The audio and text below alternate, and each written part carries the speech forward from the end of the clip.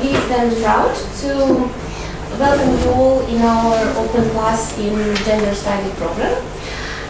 We have an honor and pleasure to have a lecture by Dr. Olena Strelnyk.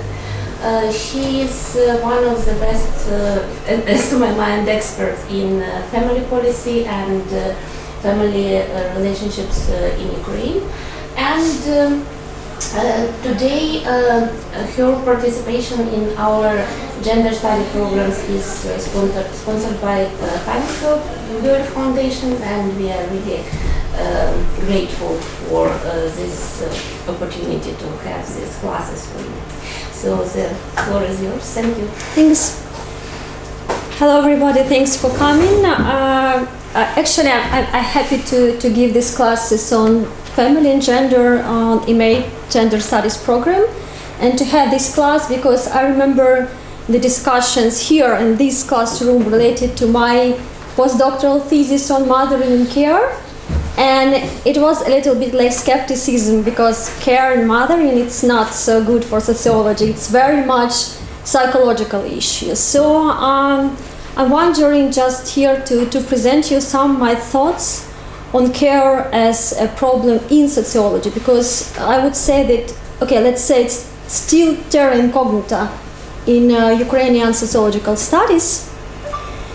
Well, let me start from one very interesting demographic forecasting document. It was made this year by Demographic Institute by Max Planck in Germany. And according to their data, based on United Nations forecasting documents or something like that, each third girl born this year will live 100 years. And the average life expectancy of these girls will be almost 95 years old, while the average of life expectancy of boys that are born this year will be almost 89 years old. So my question is very simple from the beginning: who will care for these boys and girls when they will be 100 years old ladies and gentlemen, right? So, okay, you may not be parents, but during our life courses, it seems that it's obvious that we need some care, and probably we should provide some care, for instance, for our parents. So we can't avoid be beyond these care needs, both in the terms of providing care to someone who need our care, for instance, our partners or our children, or in the terms of need care because we will definitely be older, right? And I'm wondering who will provide our support, this support, if we need it. I checked yesterday, as an example, what is the average salary of social workers in Ukraine. So it's a very important profession to provide this care if we need it, right? Let me show you this data. It's from Work.ua portal, something like that. And we can see that the salary, the wage of social workers in Ukraine, it's actually the minimum, right? 400 hryvnia per month, it's a minimum wage and it's nominal wage. It means that in reality they have less. They have, I don't know, maybe 20% less in fact, right? So, and the same situation is in other so-called care jobs like teachers, psychologists, or whatever. And sorry for that, I did not mention that, okay, we have now the academic lecture itself, so if you would like, I would like to ask you, right? So if you have some comments, any ideas, please, like, be free, okay? So it's not kind of monologue. Okay, let's start from some basic concepts. Some of these concepts we discussed with my students on my class on family, parenting, care in Ukraine. So let's start from actually what is work and what is care. Could Could you please define what is work or what is job? What does it mean to have a work? Any thoughts? What is work? Produce something. Produce something. Okay, great, good. Something that everybody do to have money. Great idea. So to have some money, to earn some money, good option, a good perspective, and it's really so-called classical economic perspective on what is labor, which always perceived as productive. And what is important for us, that this traditional separation of economic or paid versus non-economic or unpaid work has resulted in the marginalization, undervaluation and privatization of non-market work, especially those activities associated with the motherhood and care. So we perceive, it's very typical that we perceive work as something that it's for profit and for money, right? This picture, it's a real picture. It was made in San Francisco in this kind of artistic district, and there were a lot of pictures related to mothering. So it's my favorite one. By the way, to make this work obvious, right, in these public urban spaces. Okay, so what does it mean, privatization of care? It means that in our the most common perspective, including the stereotypes within sociology, care is something very private, and care is something that we call essentialized. It means that care is based on emotional bonds and love. We perceive it as a very psychological phenomenon, mainly, right? The second point, that care is something that is natural, and definitely for women, right? I can't imagine that someone is telling us that males or men have more possibilities, have more chances to provide care because it's about their biology. But typically care, right, is associated with typically feminine nature, because women, they give birth and blah blah blah, Okay. Typically we perceive care that is something that's about ethics and personal responsibility, something that is private but not political, because it's about personal relationships like love, emotional bonds, etc. And it's something that is taken for granted, that we should take care for people. But what I see in Ukraine, if we are talking about the Ukrainian context, that I would say that we have a contradiction.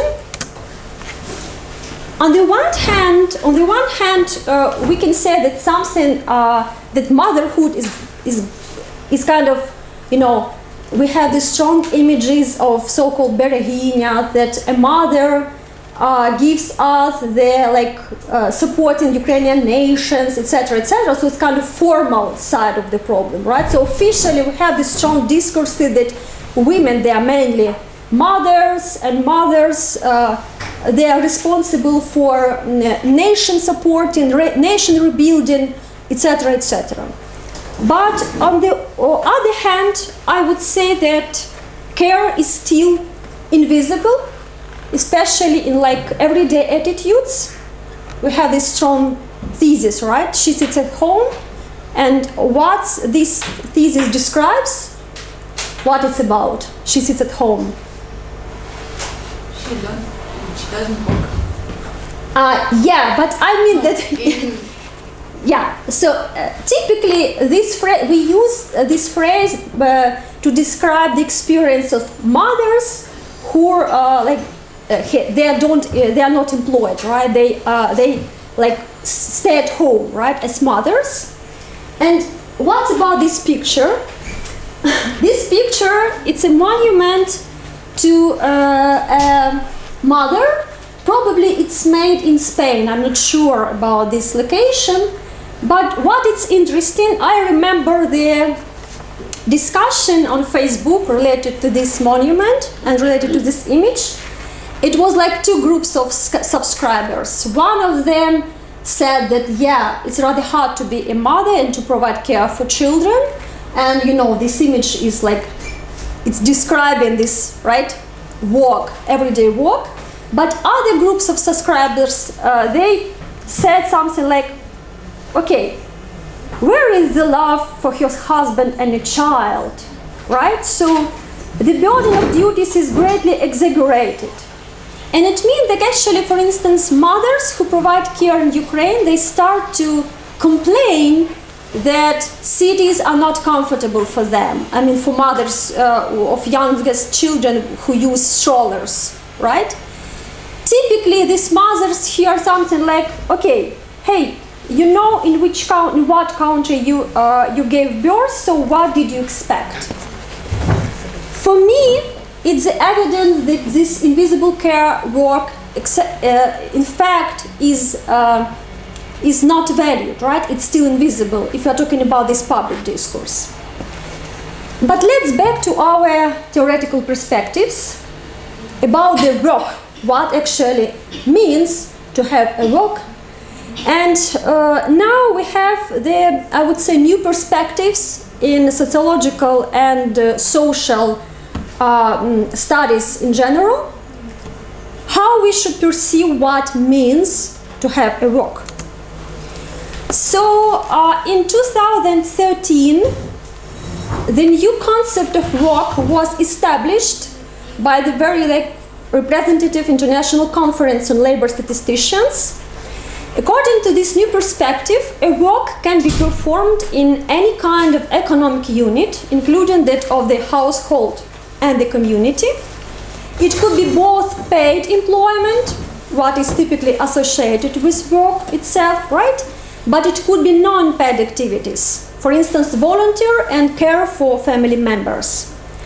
So it seems that it's kind of new perspective how social studies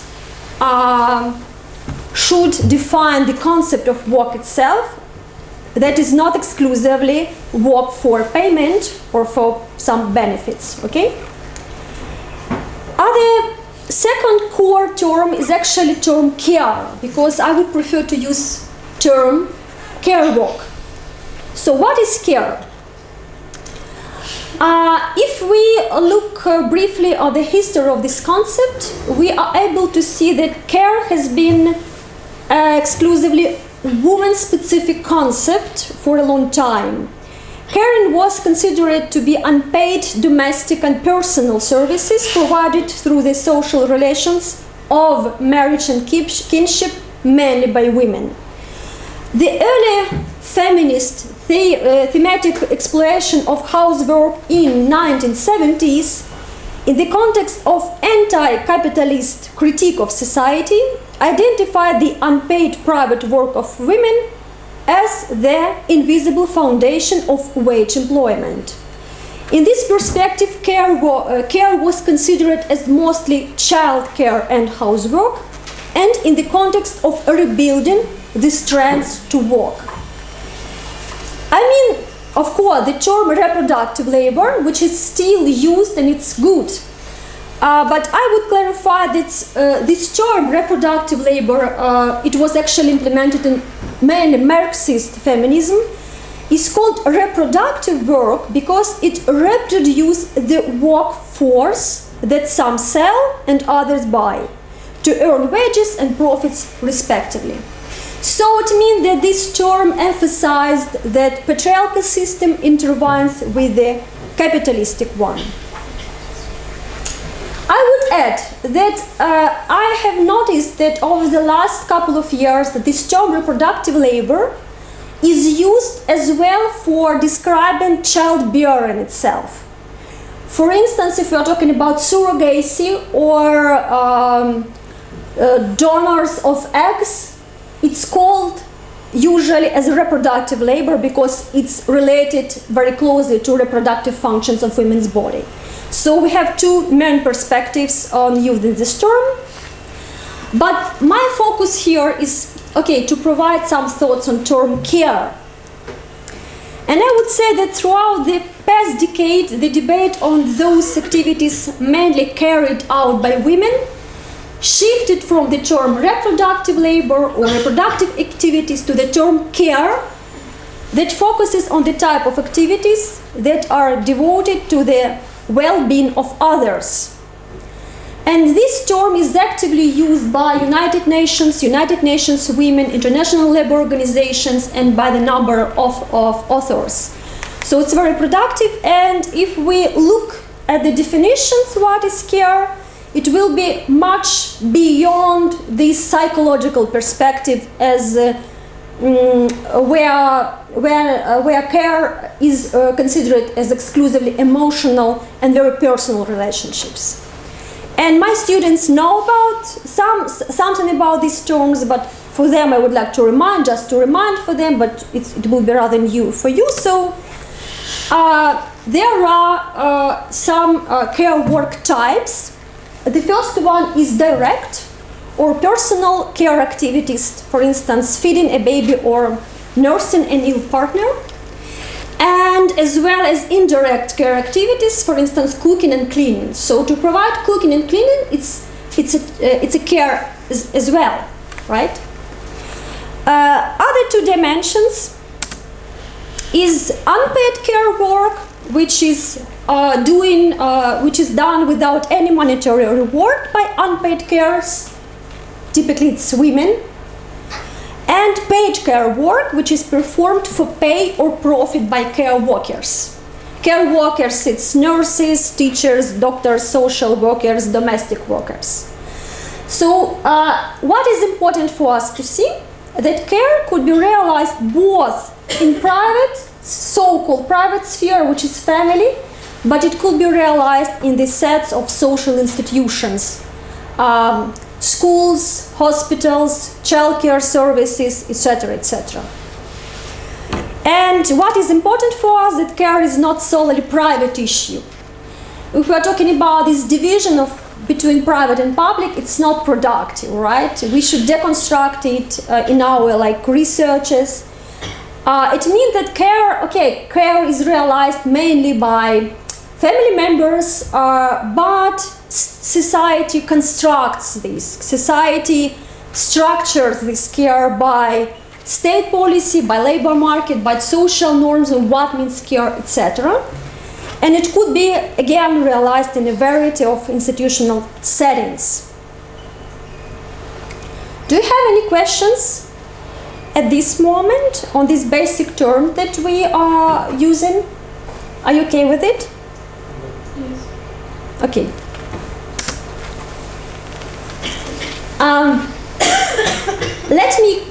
Let me continue and go into the more practical need, why we should study care, what we should use this term in sociology, why it's important for us as human beings, as women and men, as students and teachers in university.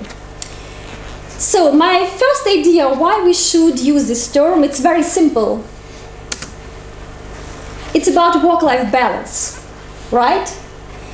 And I have noticed that the topic of work-life balance is very, very much studied in these regularly surveys in Europe, of European quality of life surveys. It's a regular part of the surveys of quality of life.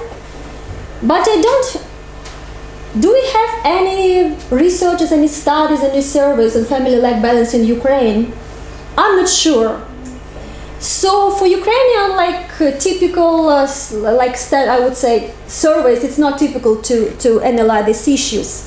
But it's very important for all. So, work is not enough, right? So, and the work-life balance, I would say, is a rather strong trend in European family policies, in European culture.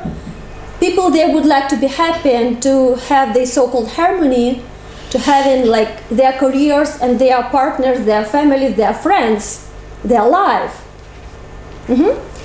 But in Ukraine, I would say that we have the urgent issue, and my students, they know this term. We discussed it before. so-called crisis of care or care deficit. Two terms they are used typically. What means crisis of care? It means that individuals and societies are becoming increasingly less willing and less able to fulfill care norms as an outcome of the increasing competitive pressures of the market. And I would say it works for Ukraine, at least when I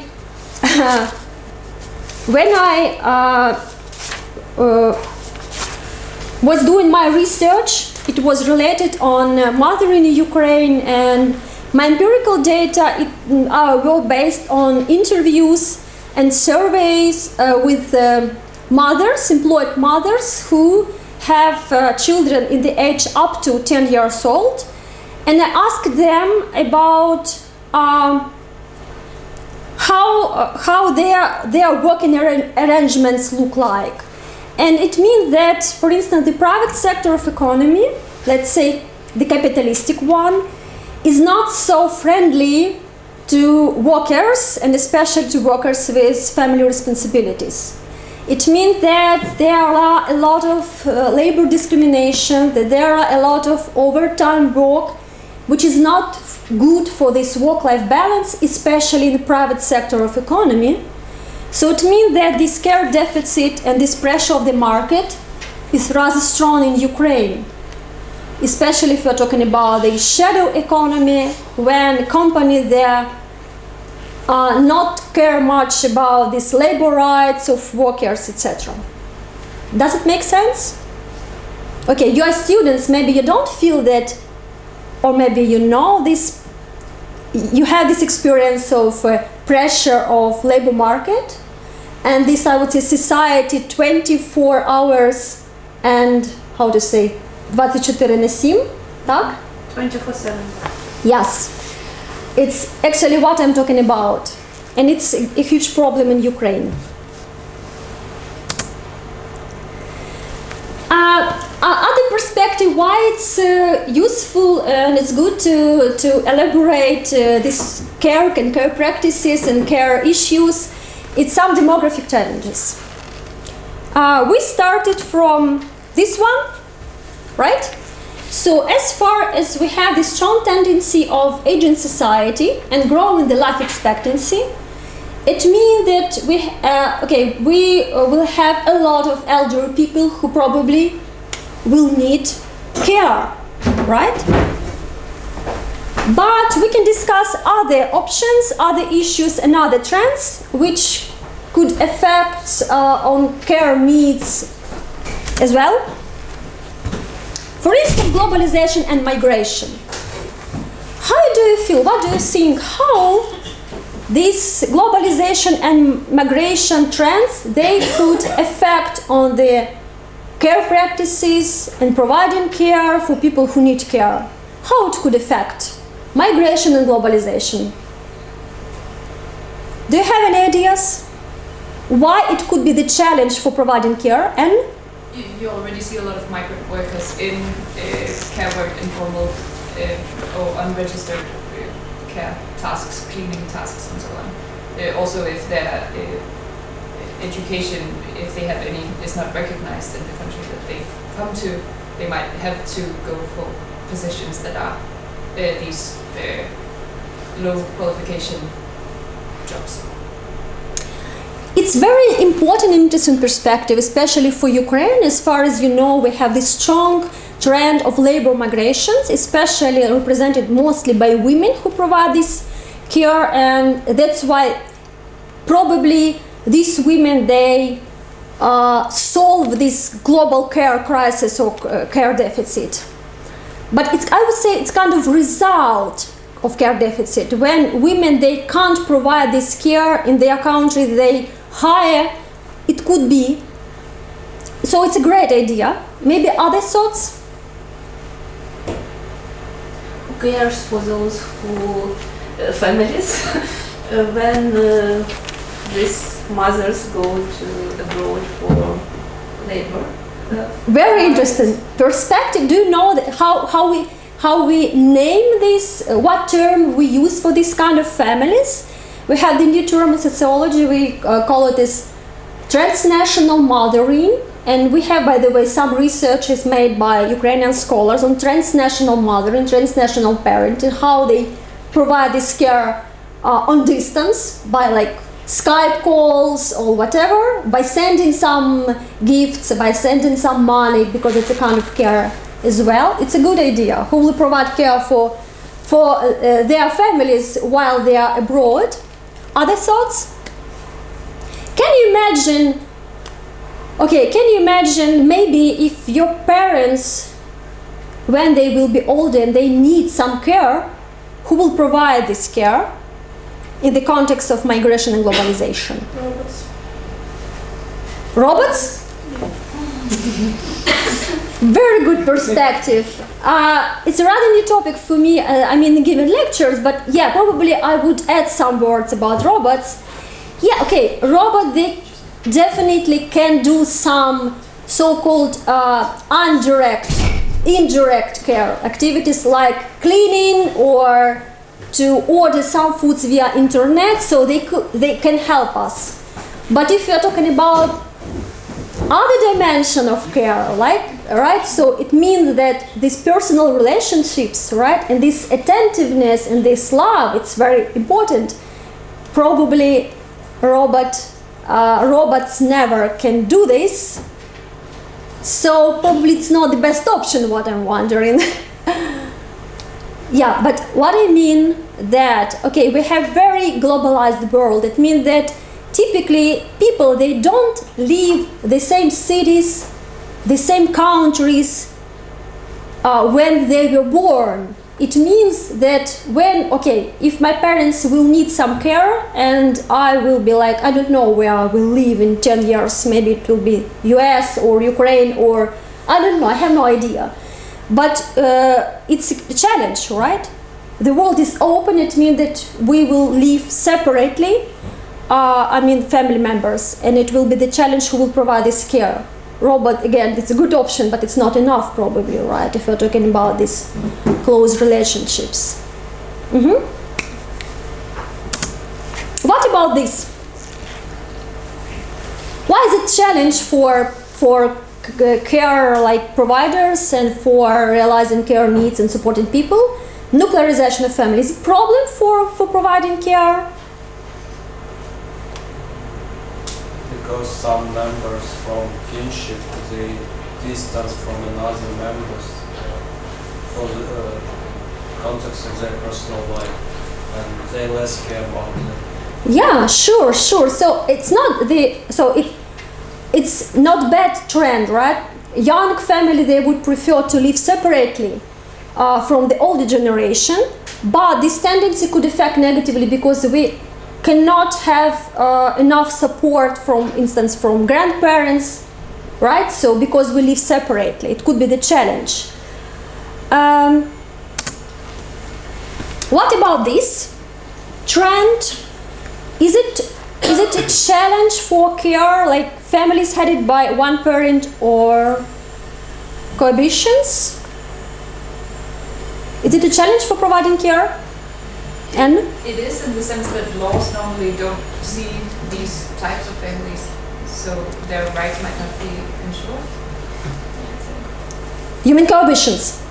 Cohabitations, yeah. I don't know. Yeah, I guess there is some support for single parent families. Extra support, is there?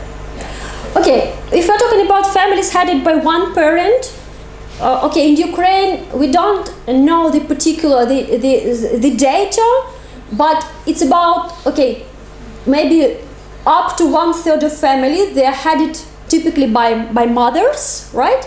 So it could be the challenge for them on what support they can rely on in providing care for their children, because it's rather hard if you're a lone parent, right?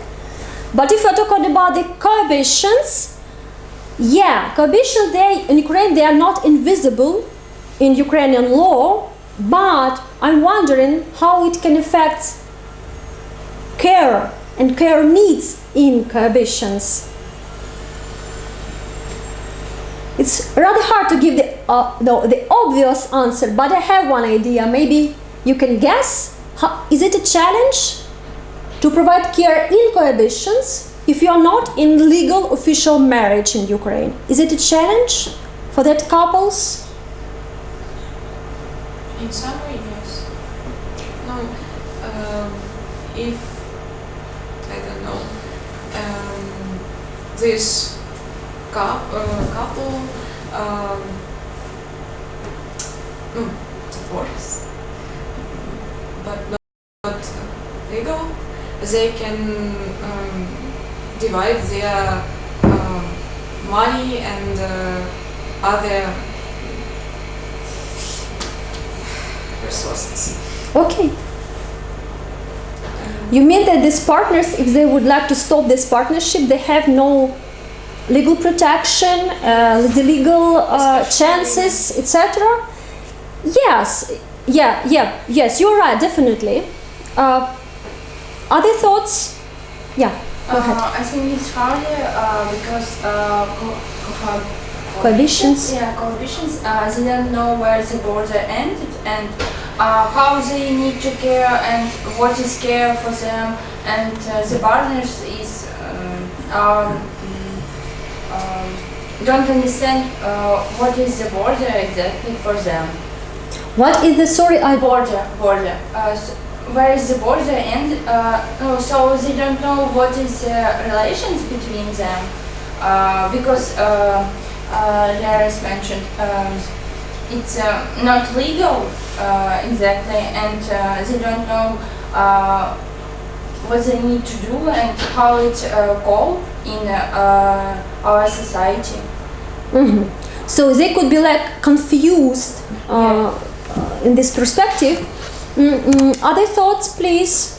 Well, it's always about responsibility. From the one hand, about responsibilities, like if in such a couple, or even in married couple, a child with mental disabilities, it's more than often that these couples are separated, and who cares of the child? So it's a really, and no responsibility means that it's not possible to have the third part to influence, to share the responsibility from the.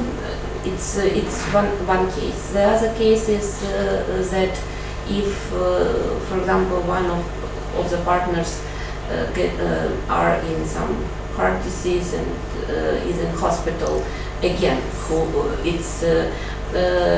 if it's official marriage, there are much more rights to influence and to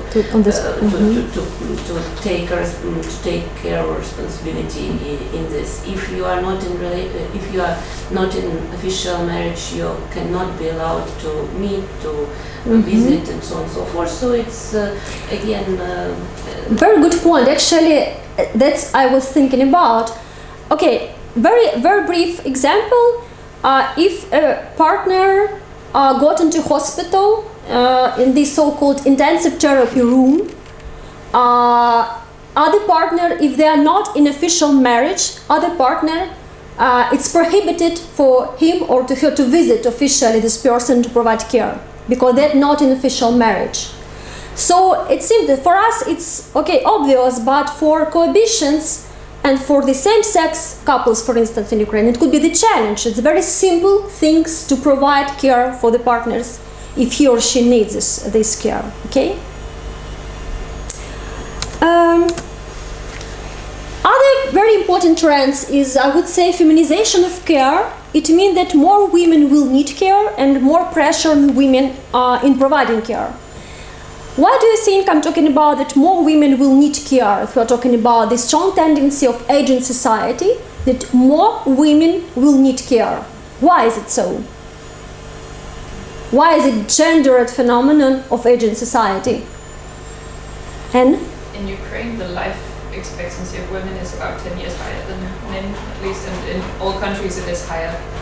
Yeah, probably in Denmark it's about 4, I would say, up to 5 years. But anyway, this gap is typical for all countries. I mean, this gap of life expectancy, it means that women, they live typically longer they are single because their husbands died. Actually, that's why more women will need care. And as far as we have the lack of social support in care services, the more pressure will be on women in providing care, because more women work in these care jobs and this like global data. Other very interesting term, it's so-called sandwich generation. It means that women who were sandwiched between young children and aging parents as their primary caregiver. This phenomenon is a result of two demographic trends. The first one is aging society that I mentioned before, but the second one means that women in Ukraine as well, typically they give birth later. It means that they become mothers in the later age. That's why we have this strong like sandwich, right? Need to provide the little care for their little children and for their older parents. And my first dimension is core for us, because care is very much gendered phenomenon and very much gendered practices. It means that family duties are the main reason for gender inequality on the labor market. Let me present briefly like world data globally, but the situation in Ukraine is very, very similar. Distribution of unpaid care work. So women globally do 2/3 of unpaid care work, and they dedicated on average 3 times more time than men to unpaid care works.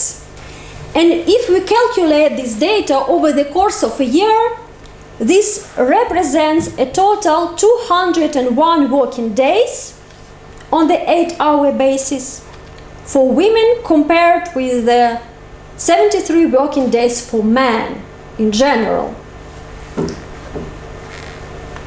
You can say, okay, maybe women, they more involved in unpaid care work because they less involved in paid job.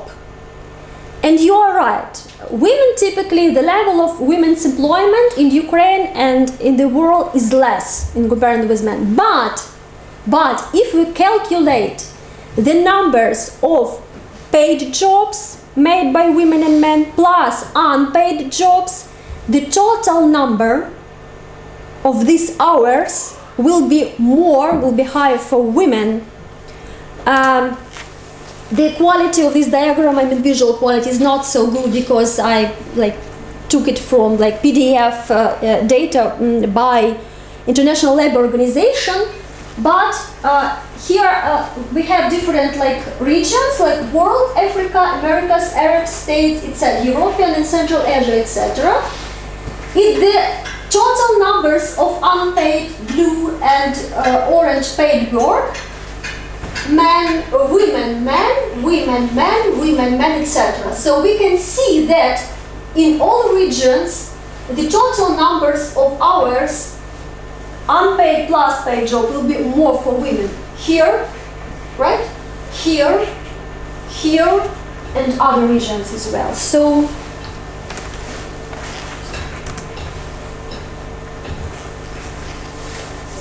okay, I will skip some slides because I would like to discuss some issues. Okay.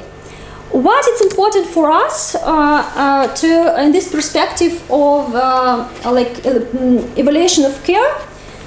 It's a very good model of unpaid care work, paid work, and paid care work cycle.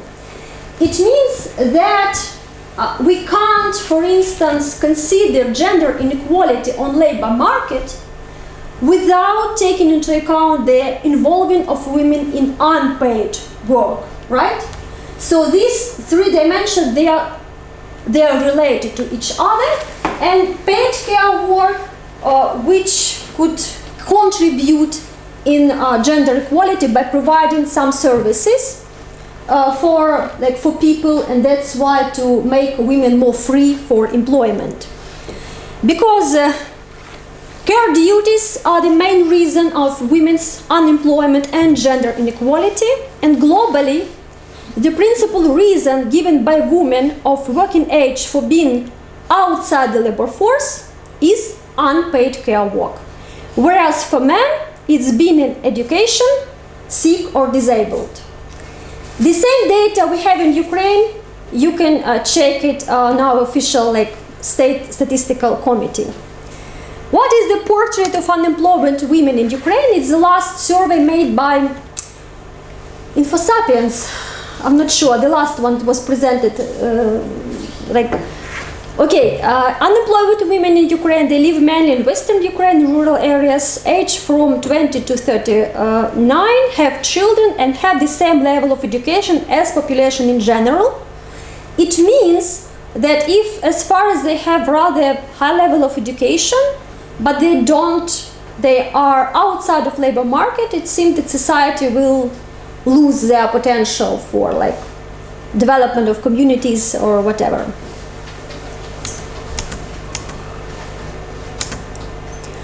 Okay, let me go to our final part, because actually it was the title of our lectures, right? So what is care in society? We observed some theoretical and empirical data.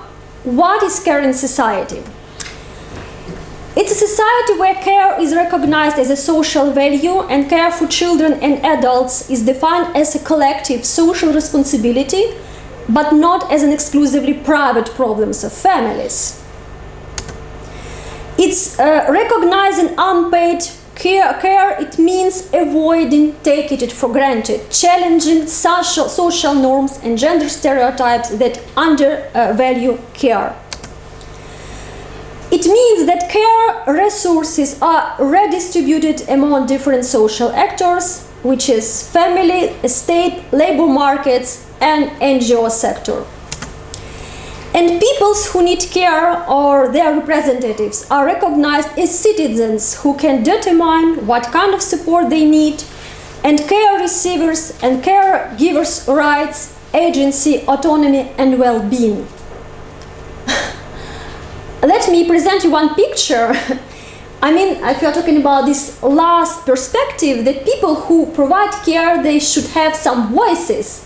That's why we need more women in politics, because they have the specific potential, the specific experience of providing care.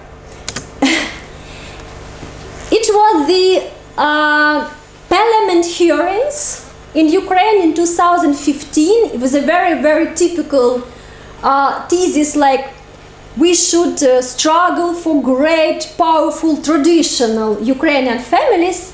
But when I look at the record of these hearings, there were about 8 speakers, and only one of them was women out of 8. But the topic was family issues and care issues. And one of the speakers, for instance, was Pavlo Ungaryan. He is famous that he was an author of anti-abortion law bill in Ukraine. So it's very typical, by the way. I don't know any cases when women, they would initiate the bill on prohibition of abortions in Ukraine. It's almost exclusively male issue. So what is important that women, they should be in politics, right? If we would like to change and to build this caring society, there is a term so-called care policies. It means that public policies that assign resources in the form of money, service, or time to caregivers and to people who need care. And now there are some other terms like transformative care policies. In reality, care policies look like this. There are many actors in providing care in Ukraine, which are state, market, non-profit sector, but typically they are women, typically. But in the ideal model of care society, it should be balance and responsibility for care, in ideal, among different actors, which are state, market, family. I mean that partners equally, or women and men equally participate in care. Market or labor market and non-profit sector. It's kind of ideal model of this current society. And typically care policy, they have 4 main dimensions, which are leave policies like parental leaves, care services, for instance, for like kindergartens or preschool education, etc., etc. It's different kind of social protection benefits and family-friendly working arrangements, which are not typical for Ukraine. And in this perspective, care policies should be very much gender responsive, because care is very gendered phenomenon. And we should, I would say, we should reconsider and make some critical revisions on care policies in Ukraine. And as far as my perspective is mostly on mothering and care, I would give you some my thoughts on this issue. Okay, on what issues we should critically analyze. If you're talking about this care and care issues. First of all, for instance, if you're talking about the mothering care in Ukraine, we have the problem of long and non-paid parental leave. It means that it affects typically women in a very contradictory way. On the one side, a mother can have the chance to be with her child for 3 years, right, of this parental leave. On the other hand, this leave is not paid, and in general, only 1/3 of women, they use this parental leave, which is 3 years, completely. It means that they would like to go to their workplaces earlier. A lack of public childcare services, it's very urgent issue in Ukraine, especially in big cities. And that's why if a mother would like to go back to her work after giving birth, she has no chance actually, because the lack of these free places. Okay, a lack of family-friendly workplaces, it's a huge problem in Ukraine, because we still have family-friendly companies. Maybe big companies, they have these chances to provide some facilities like I don't know, free schedule, free working time arrangements, distance work. It's not so big deal to provide this kind of services. It takes no money to provide this, but we don't have this care perspective, I would say, still. And women's discrimination on the labor market as the result of their responsibility for care in Ukraine. And let me briefly show you some data on these examples in Ukraine. Some of data, I showed it already to my students, sorry for that, but okay.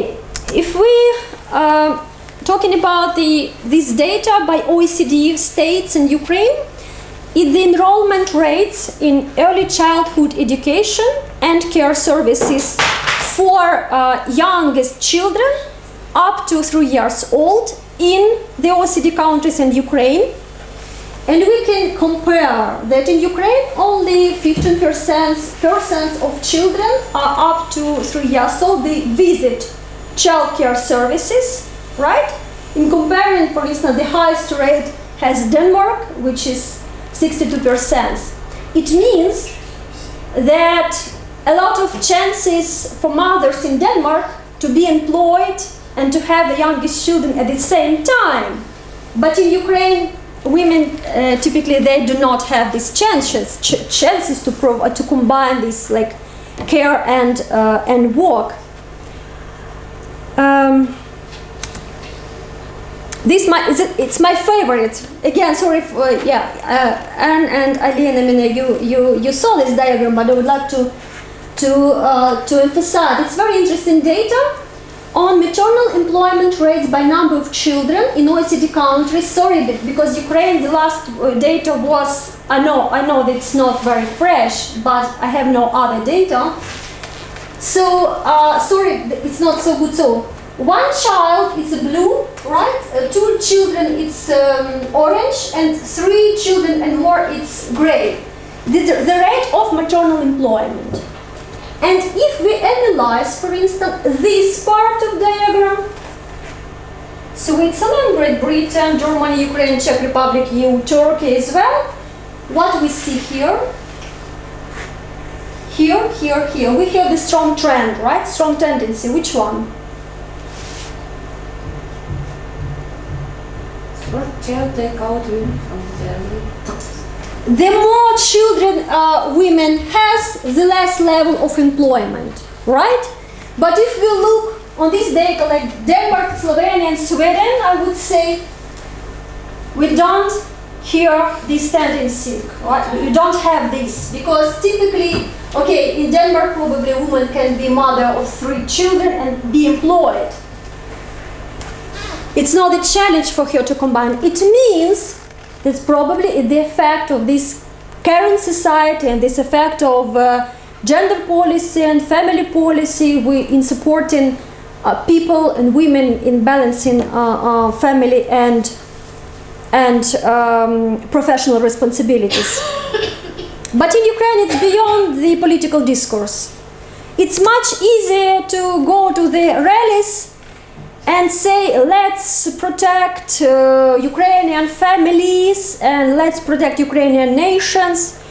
It's easier to appeal to Verkhovna Rada and to President to protect the family institution and prohibit the term gender, right? So the gender, it's the fault of gender that women and family that don't have many children in Ukraine, as we see in these appeals. It's much easier to propose a lot of bills on prohibition of abortions. We have at least 4 times when abortions, we have at least 4 initiatives on prohibition of abortions in Ukraine. It's much easier, right, than to deep on the difficult issues on current society and what is happening with Ukrainian families and what people need, etc., etc. Or it's much easier to do something like this, to organize all Ukrainian family forums with priests, etc., etc. I mean that what we have in political discourse, that there is no place for analyzing what is going on with care in Ukrainian society. Why women need in balancing, mainly it's women's problem, sorry for that, but it's still, why women need in supporting them. And why it's important for gender equality, because it's a core issue, women's responsibility for care in Ukraine. Well, it's much more easy to offer to rise sufficiently the payment for giving birth. This is the last initiative by our parliament. It's a huge sum of money, right? To give like 400,000 for giving birth to the 3rd and 4th, etc. Children. But it's not a good idea, because actually these tools will not solve the problems. Will not solve the problem of gender inequality. Will not solve the problem of balancing between work and family in Ukraine. And this is the last one. Sorry. It was the previous one. Part of a lecture. Okay. Someone during one Facebook discussion, I was asked, do you know on what level of economic growth was Denmark or Sweden when they implemented so-called father's quota in parental leave? Do you know what I'm talking about? What is father's quota in parental leave? Right? Everybody knows? What is father's quota for father in parental leave? Do you know what I'm talking about? It means that in Sweden, father, and not exclusively, I'm talking about the Nordic countries in general, a father must, have to take at least 3 months of parental leave after giving birth, after having a child, at least. What does it mean that he must or he has to? It means that this leave, all leave for parents, it's paid. And if a father does not take this father's quota, this payment, let's say, disappeared. So these 3 months will be not paid in general. That's why the majority of Swedish dads, they take this leave. Okay, I see that this state must be very strong in financial sense to provide these possibilities, but it's not the big deal. I would say, okay, it's the last data made by OECD states, so-called investing in the care economy. There is a strong demand-side economic rationale for public investment in early childhood care and preschool education services in terms of decent employment creation, gender equality, and poverty alleviation, as well as fiscal sustainability. This is the example. So, on the basis of economic modeling, it was proved if a state will invest in child care services, it will be good for economic growth. It will be an investment. And I have some data that prove these ideas.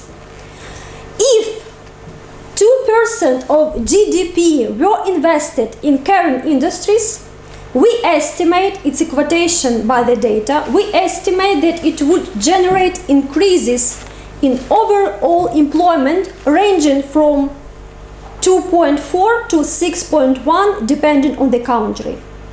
Near 13 million jobs would be created in the United States as a result of this investment, more than 3 million in Japan, between nearly 1 million in Italy to just over 2 million in Germany, etc., etc. It means that if we would like to provide additional childcare services, it will create the new job places, right, workplaces. We find that the employment rate of women would increase by between 3.3 and 8 percentage point, and that of men. Okay, so we can see that if a state provides affordable childcare services for women, that's the reason for women to be employed, right? So it means that more the rate of employment will be higher in the country and more taxes will be paid. So we could see the investments in care society, in current society, as an investment.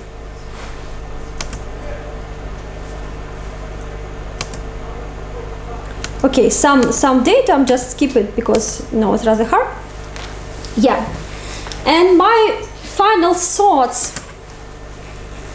Okay, now at the moment, I would be happy if we have a father's quota in parental leave in Ukraine. By the way, we had the bill that offered this tool to implement in Ukraine this year.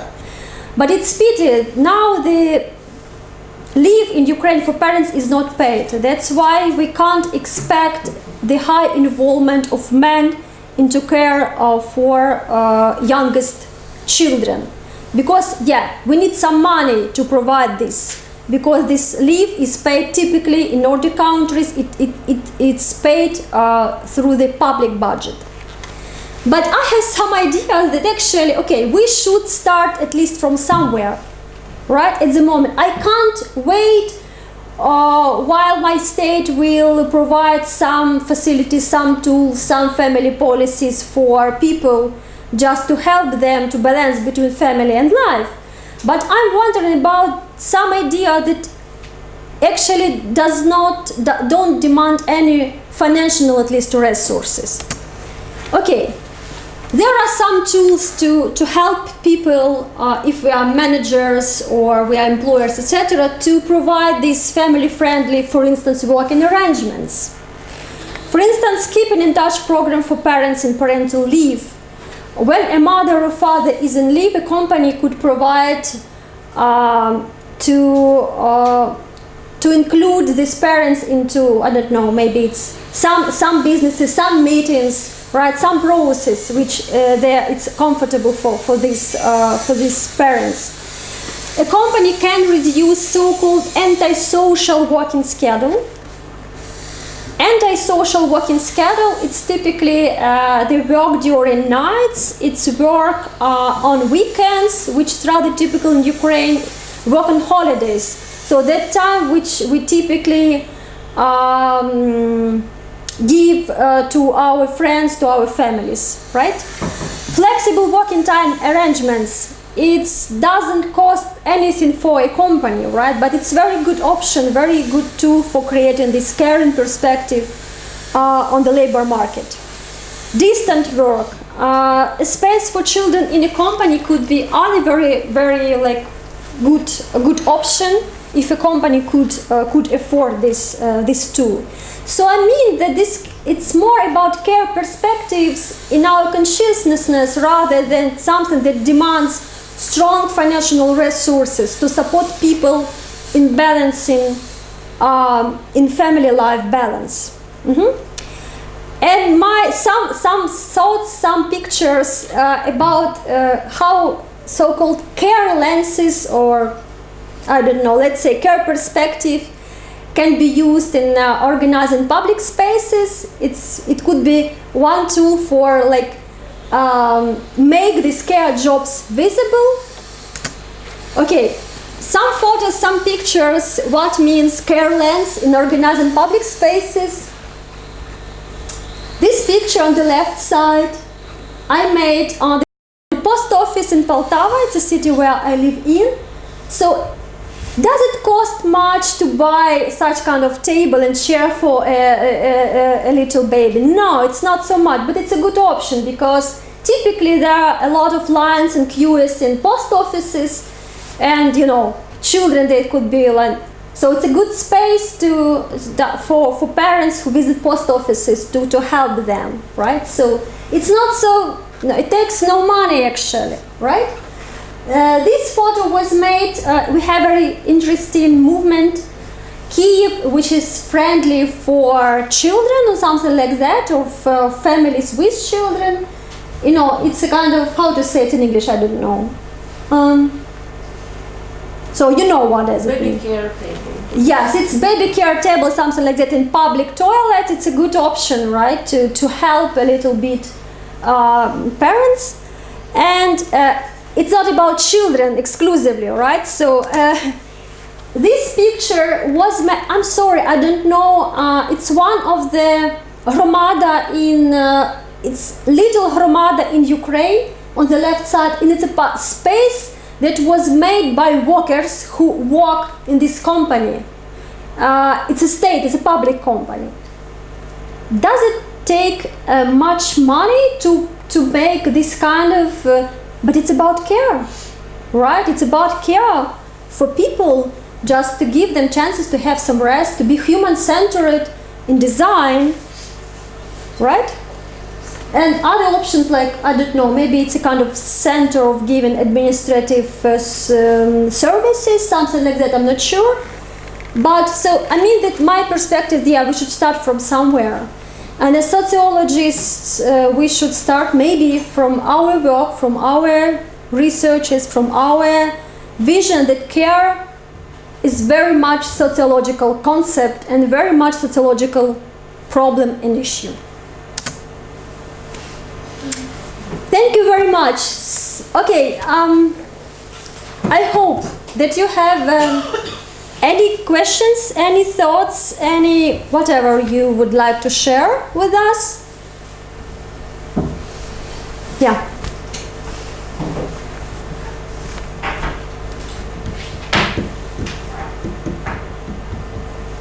Yeah, maybe just a comment. In general, it's great with these small chairs and sort of writing children in as actual citizens in society, in public institutions and offices and so on. But about some of your examples of inclusive practices, there's a lot of sensitivity to it. For instance, with the changing diaper station. In Denmark, they're often placed in women's bathrooms, for instance, and not made in men's bathrooms. Right. Also about making working arrangements that are not antisocial, or I don't remember your term. But as far as I know, you already have that in Ukraine for women, that women with small children cannot work nights, cannot work evenings, and actually that's maybe also giving them some challenges in having the more prestigious or demanding jobs, whereas men can then take these jobs because they are not told to stay home at night when they have an infant child. It's kind of their privilege, I would say, right, to have such kind of protection. Yeah, that's a very interesting point. Yeah, sorry. Yeah, Go ahead, please. It would be a privilege if it were for both men and women with children below the age of something. Okay. Yeah. Yeah, it's a good idea. Okay, we have a lot of laws that protect mothers mainly as caregivers, right? It's our past dependency, so it's a kind of it's a result of Soviet politics on protecting mothering. But now we see the strong contradiction between these norms and this very neoliberal labor market and the shadow economy, as you know. If I'm employed in shadow economy, it means that I have no protections at all, right? So we have a lot of cases when women, they are told that you should not be married or you should not give birth during the last during the 3 years at least, right? So it means that it doesn't work. It means that's why maybe we have the strong tendency that typically women, they would prefer to work in public sector of employment to have these guarantees, right? For instance, to have the chance to be in parental leave during 3 years, because as a public company should keep this place during the 3 years. So what about these how to say stations, diapers changing stations, something like that? Yeah. Okay. Typically, yes. It's in toilets for women, right? So, and it's not bad because we should start from somewhere. Maybe later we will we'll realize some demands to make these stations as well as in toilets for men. But yeah, so. Also have separate family toilet, something like this. Or separate for family. Yeah, family. So without it's a separate room for people with disabilities, it would be separate room for care for children. Okay, yeah, something like that. But typically you are right. Yeah. So thanks. Yeah. Also, I would really interested in that slide where you have your ideas what is care society. It's maybe two.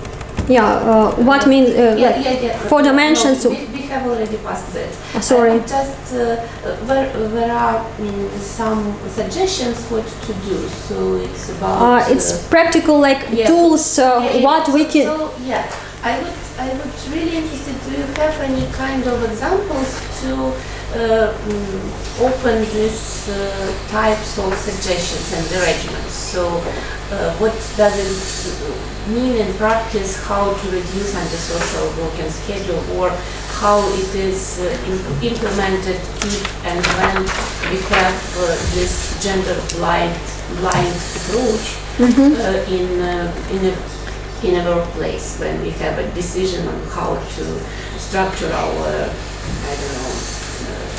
work time and assignments and so on. Yeah, so I'm wondering. Okay, there are a lot of very different jobs, and probably some of them they have strong demand that I should. So I can't, for instance, work on distance if I am a doctor, right, or if I'm a hair cutter, whatever. So it's impossible. But a lot of people, especially in public companies, they should just seek to be at their job places without any reason, right? So I mean, a lot of jobs that actually could be done by distance itself. But let me give you one brief example, because I had no time for this, but I just remember about this case, about this care perspective and how it could be used in a very, very simple things.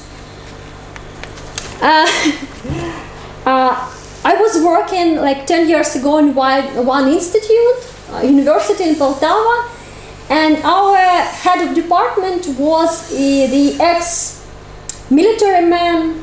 How to say? Military man. It's okay. He was ex-military man. He was very disciplined, etc. And his first decision was to appoint the working meetings at our department at 8 a.m. on Mondays. 8 a.m. on Mondays. Most of our staff were moms and dads who had children of different ages, included preschool. It means for me, I was the mother of preschool children. That time, for me, it was kind of raising the baby very early, taking him very sleepy to nursery, etc. I mean, so what would happen if meetings be at 9 a.m.? Nothing. But in his perspective, I mean, the person who actually did not have any experience to care for, he probably cared about his family members, but he did not care for family members, typically, because he was a man. In his perspective, there was no place for care needs of workers, right? So I mean that sometimes we should use this very simple perspective just to see that people, they are caregiver, etc., etc.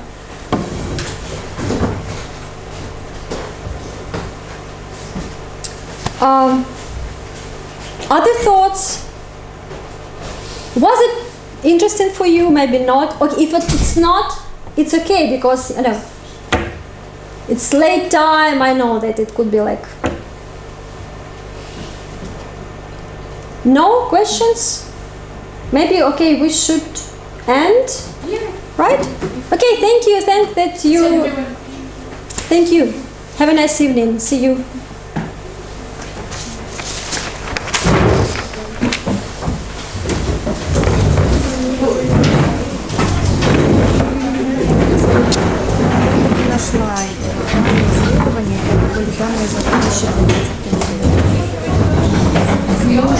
Уже такое время прошло, конечно. Это было просто материальное.